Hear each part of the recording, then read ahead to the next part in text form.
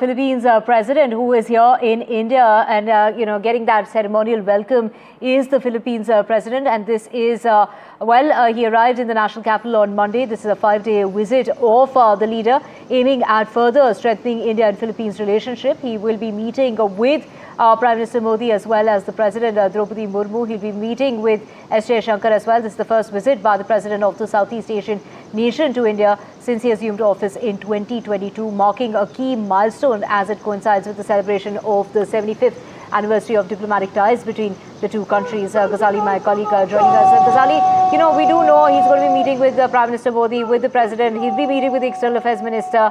It's all, with that as far as that wreath-laying ceremony at the Rajghat, as we can see.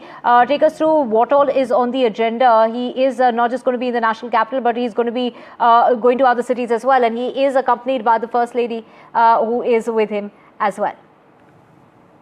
Yeah, it has symbolic, strategic, and other relevance that why his visit is very significant, considering the fact that India has always spoken about peace and stability in the region.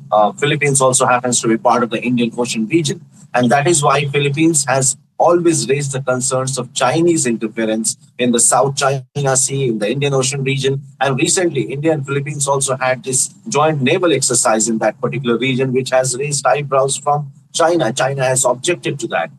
So in this particular visit, it is significant to note that Philippines also happened to be the first country to whom we sold BrahMos back in 2022. A $375 million pact was inked between India and Philippines.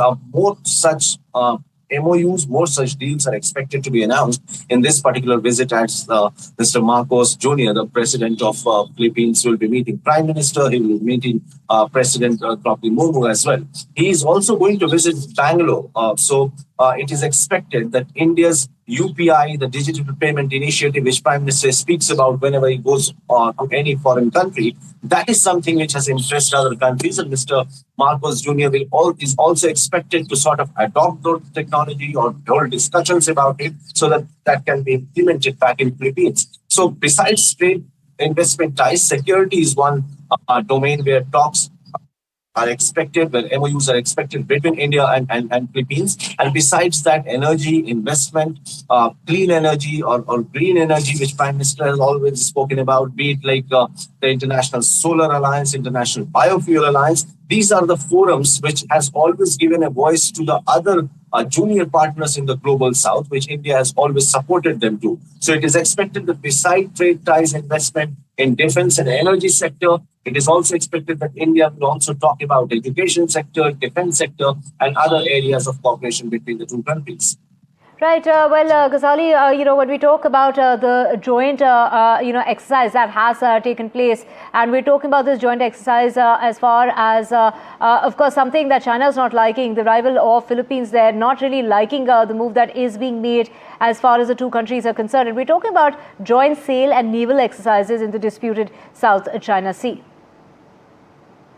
Yeah, the Chinese are not very fond of what happened just a day ahead of this visit, that India and Philippines held a joint naval exercise, and that kind of sends out a message. And China has been upset about it, saying that how Philippines can engage an external partner into the region for holding those joint naval exercises. Meanwhile, China has always been accused by other countries in the region for being aggressive in the South China Sea or in the Indian Ocean region, trying to sort of browbeat the junior partners there, be it Taiwan, be it Japan over there, or be it Philippines as well. Now, India's involvement there, or the joint naval exercise between India and Philippines, has certainly upset China as well, and their senior officials from Chinese government have also objected to that.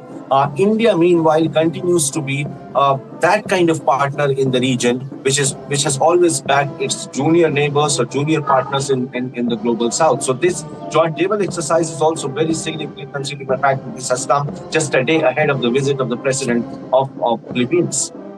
Right.